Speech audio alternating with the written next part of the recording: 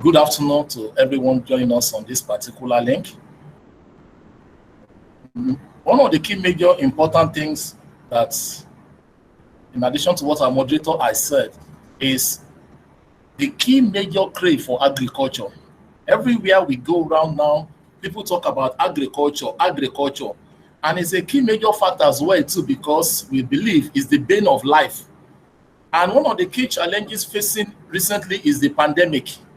One of the major things we try to do as well as an institution is how does this pandemic affect agribusiness management, among other things, especially in the sub-Saharan Africa. So in the next couple of weeks, we have put together a free webinar to open up the research findings that can actually help entrepreneurs, individuals to be able to position themselves to the huge opportunities involving agribusiness management. I'm going to start with some few introduction from various speakers' research papers, which is already outside there on the field of agribusiness. Among other things, the UN recently, in the wake of the pandemic, believe that one of the major challenges posed by the pandemic is food insecurity. They believe that 132 million people will likely go hungry this year. One of the other challenges which we are going to be looking at as opened up by the recent pandemic is the food systems. In the course of the lockdown, there are many food and also to agricultural products, but there was not a way to actually transport them. We are going to look at this among other things. The key major effects of this agribusiness, especially on the sufficiency and suitability in a system.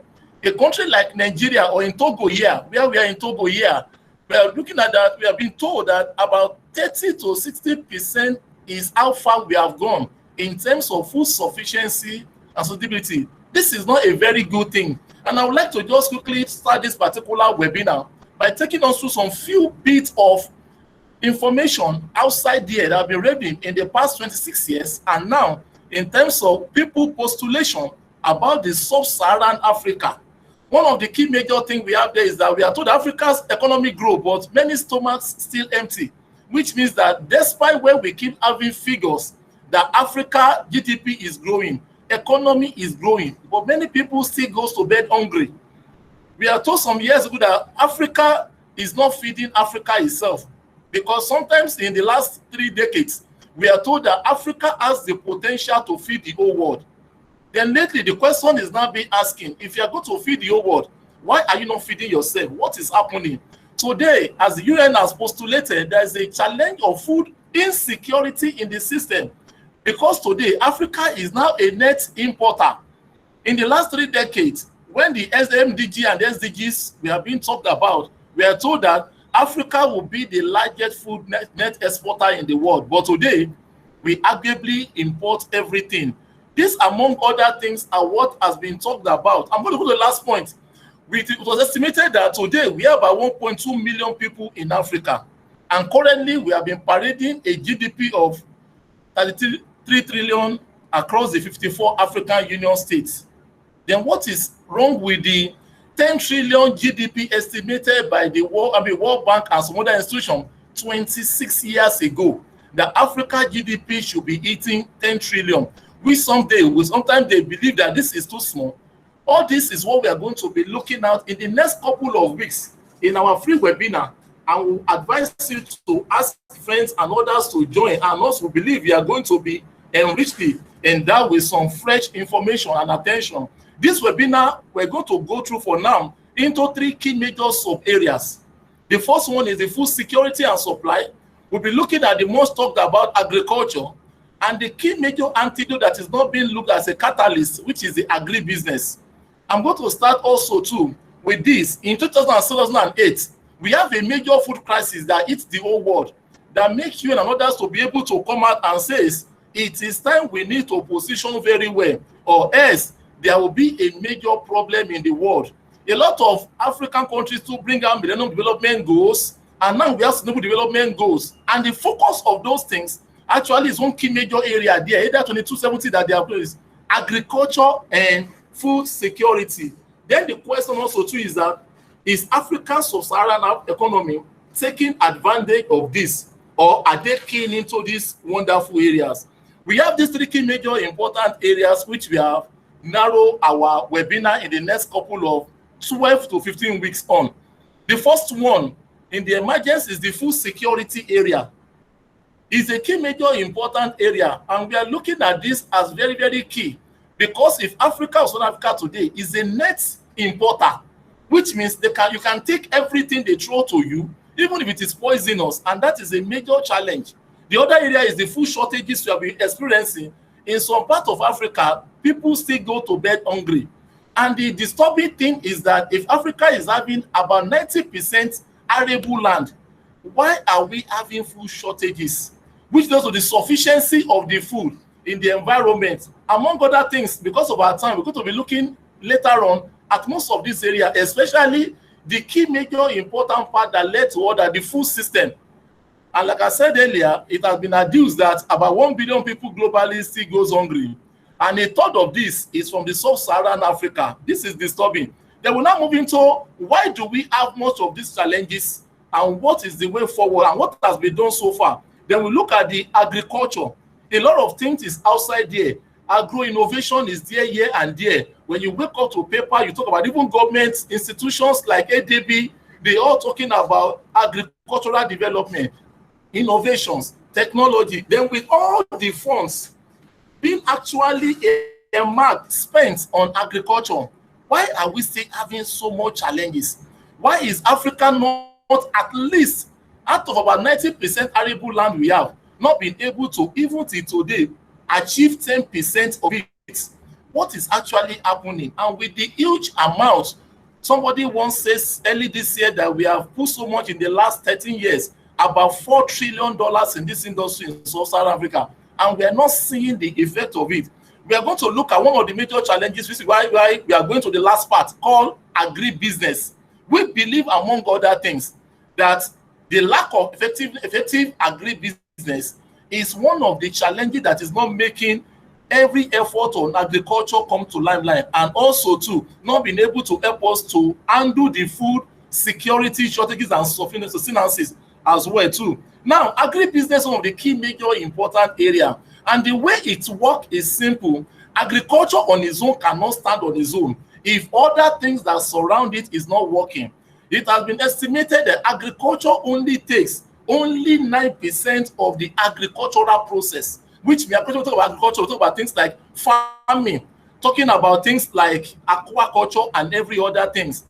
The key major challenges we are not facing in Sub-Saharan Africa, which is an opportunity to be able to create, at least so far from what we have now, 900 to 1.2 billion going forward in terms of employment all across board, is the issue of agribusiness. Everything that actually surround agriculture to make it achieve its aim, and also to make Africa be in position to be where it's supposed to be. Then the question is, what is agribusiness? Various authors have defined agribusiness in various areas. And like we used to say, it is not limited to agriculture alone. In terms of farming, we have aqua businesses. A lot of Southern Africa are blessed with wonderful water and wonderful livestock in it as well too. These are key areas. So agribusiness has been defined by various authors as agricultural production, which includes agrochemical crop production, which also too include marketing and retailing sales. What we are saying, trying to do here is that agribusiness goes beyond agricultural production. It goes into various other areas we're going to be talking about as we keep on going. To use this particular as a one way to do that, we can look at it that agriculture is one of the key major points of agribusiness, which is fantastic. Farming, either in the sea, on the land, in terms of tilling the land, or livestock. The other key area that's not been focused upon is the manufacturing. Manufacturing is very key. Today we are discussing the stuff that most of the nations, especially Nigeria and other parts of West Africa, and in Togo here as well too, doesn't have enough agro-food industry that can actually process most of these particular things, and that is really affecting us to be able to move from subsistence farming, which is being practiced by over 80% of sub-Saharan African farmers, Then we now look at one of the key major important area, transportation. Logistics at every level has been another wonderful challenges, which is why in the wake of the pandemic, there are many foods in the farms, but transporting them to those who need it become a challenge. Distribution was a key challenge. Storage like silos to be able to put them was a key challenge. Then we now look at services as well too. In terms of creating finances, professionals are supposed to help at every level, from the agriculture to manufacturing to transportation and every other things. These are part of agribusiness opportunities. Then we have trades from consumer to retail sales to the supermarket to the import, and these are key major important areas that make up agribusiness. Like I said earlier, in the next couple of weeks, we are going to throw more light on this area in terms of opportunities and how we can put them all together and allow Africa to achieve what it's supposed to achieve as well too. This particular morning, for the next some few minutes, I'm going to just look at, if it's great a little bit, on Nigeria, agribusiness, the impact, because the key major thing is to have impact on your GDP and the livelihood of the people. Let's look at Nigeria as one of the examples, Sub-Saharan Africa, how it has performed recently as well too. This is the last known GDP of Nigeria, and also to the contribution in terms of constant prices of agriculture, manufacturing, services, and transportation. The last known data we have says the GDP of Nigeria is 448 billion. With the current devaluation in currency, it's about 420 billion that we are in now, which is far cry from the $5 trillion that we thought by now in 2020, or $2 trillion that have been dollars that we're talking about, we're supposed to have achieved. Then we now look at what are the key things that also causes this. Let's look at the GDP from agriculture. This is on constant price for now. It's talking about 10 billion is what we are adding to the 46 GDP in terms of constant price. That is agriculture itself. Manufacturing is adding 4.4 billion, which is about currently under the current thing that we're doing now. That's about 2.9 billion with the new exchange rate. Then services, about 17.9. Then we have transportation, 824 million. What we are saying simply is all these actors supposed to form part of agribusiness, agriculture, and all supposed to, if we are able to take advantage of developing it properly, then we should be able to have a wonderful GDP going forward. Why can't we not have it? We have everything to be able to do it. The land is there.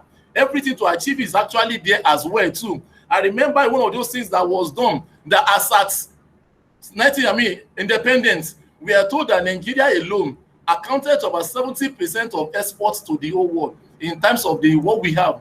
But today, instead of us exporting now, we are now having the other way around, 70% exports. These are very, very disturbing.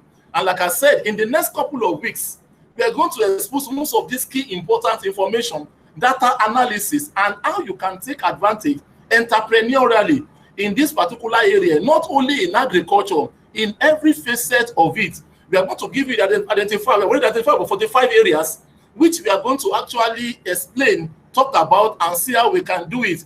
Just to quickly look at one of the few things that are available there in terms of the tons of what we have produced. In 2016 was the last figure we have. Also, too, among other things, we are told that in 2019, the figure 2016 is only about 11% growth rate. But looking at the potential that we actually have, this is just Nigeria alone.